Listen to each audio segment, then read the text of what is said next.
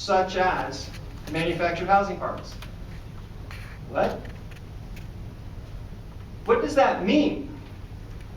Can anybody volunteer a guess as to what that means? Because I can tell you what I think it means based on my experience nationwide and my study of land development code authorizations at the state level across the country. I can tell you what I think that means. And I can tell you based on the plans that were done in the local areas, the sub-regions around the county, did anybody participate in their local area at the beginning of the plan process? A few of you did. Many of those folks said in their area plans that the private property rights that they wanted to protect was their right to do what they do now, which is in fact a judicially enforceable property right. Now what compromises that is something that diminishes its value by either interfering with its function, for example, a football stadium next to a dairy farm, or by diminishing its value, and I don't think this is cool, but this is what the legislature was getting at, by taking an estate home, a stately home in an equestrian facility or whatever it may have, and loading up an RV park next to it.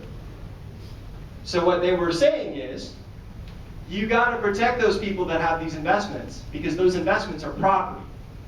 That's how I see it. And then they're saying, but you still got to allow people to do stuff that the community needs.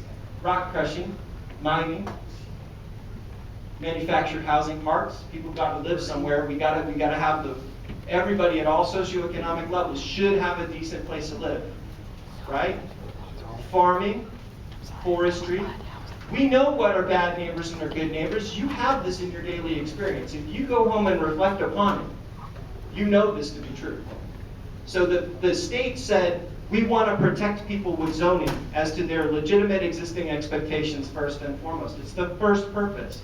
When you go beyond that, the state of Idaho has tremendous natural resources.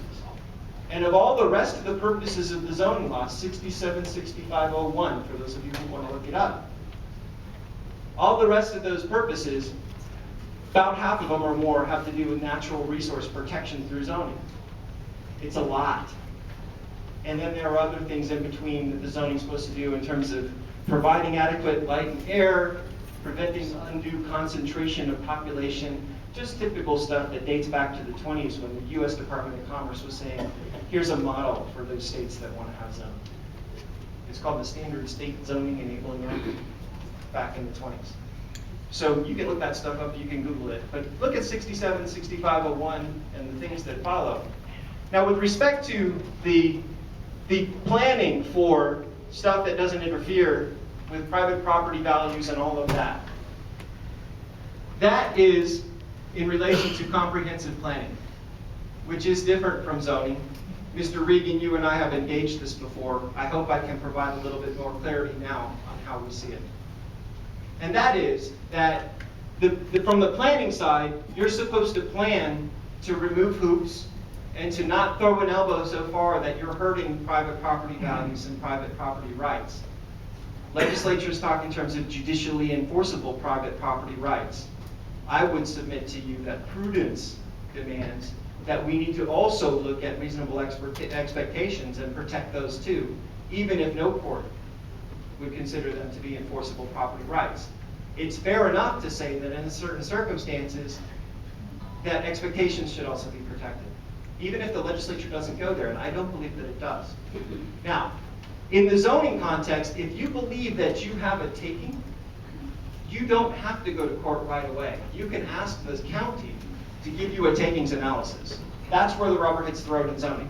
You cannot possibly, when you're changing the dynamic in zoning, go through that lot by lot, or even as you suggested before, Mr. Regan, in all fairness, district by district, and know in a nuanced way whether you've increased or decreased values, because you don't know what that individual property owner has in their head.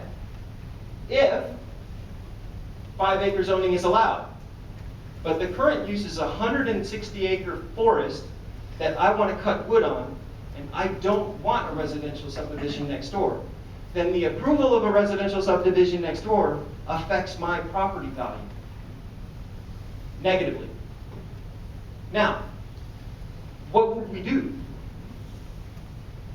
How do you do that?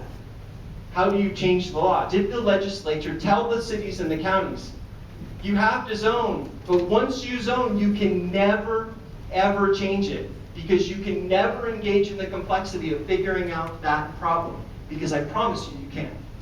No, what the legislature did is it said, if you're an individual property owner, you don't like this outcome, you don't have to spend your money going to court. You go to the county and you say, I demand a takings analysis for my property, and the county has to give it to you. Isn't there a 28-day limit on that? I would have to go and look at that. I would imagine that From the it's day, not going to be an the issue. law is enacted, you have 28 days for the takings analysis, and then you're out of luck. Mr. Regan, I have not memorized that part, but what I can promise you is that there's no possibility that the legislature said that you're stuck with your existing ordinances because any change could affect somebody's expectations. You can't do that. You can't be stuck in that. The legislature could not possibly have meant that. Your law is currently broken. If you think you're advantaging everybody, so one way we could think we're advantaging everybody is say, anything goes. We know from the gentleman who was affected by that his house has substantially diminished in value. Nobody's going to want to buy it as a residence. So if we say that there's going to be buffering between industrial and residential, and that the hours of operation of industrial facilities that are located next to residential in the future will be constrained so that both uses may exist, and both uses may enjoy higher values going into the future, the person who has industrial property will say, you've taken, and the residential homeowner will say, wow, that made a difference in my life. And if that could have happened before, I would have really appreciated that. How could you possibly think that the legislature said, never can you make a change? Because I assure you, that affects the value of one side of that equation or another. That balance is something that's going to be struck.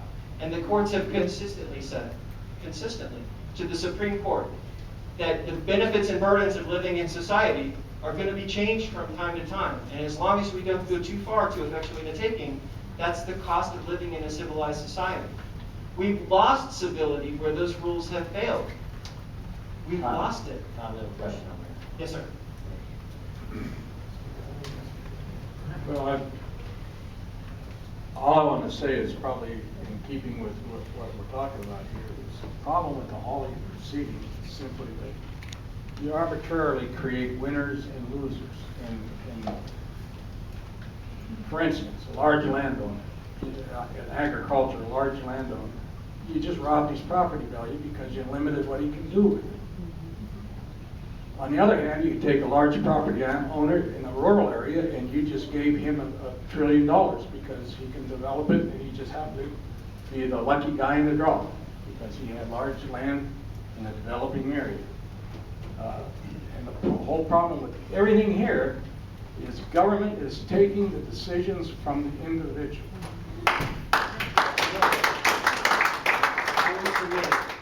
I respect the liberty. Limited government, as limited as you can get it, I don't care if it's federal, state, or local, is the only way to go. Don't tell the farmer he can't get in a bind and sell his property to somebody that wants to build houses. That's not America. I admire. Amen. I did. And some people have painted me up to be some sort of totalitarian villain.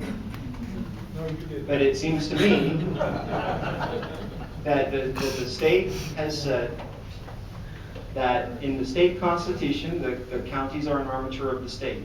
And since I've been alive, basically, the state has required local governments to zone, including counties, and as an arm of the state, the counties have to do that. Now, some people have said, well, we can just have one zone with no rules in it. I assure you that if somebody that has a different perspective from that sues, they will win.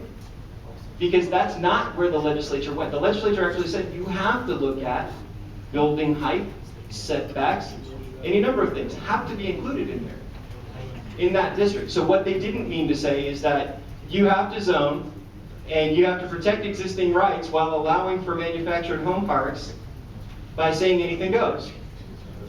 If that were the case, we would be finished. You would not have asked us to come. We're trying to get something that reflects the. Todd, we're gonna try and get as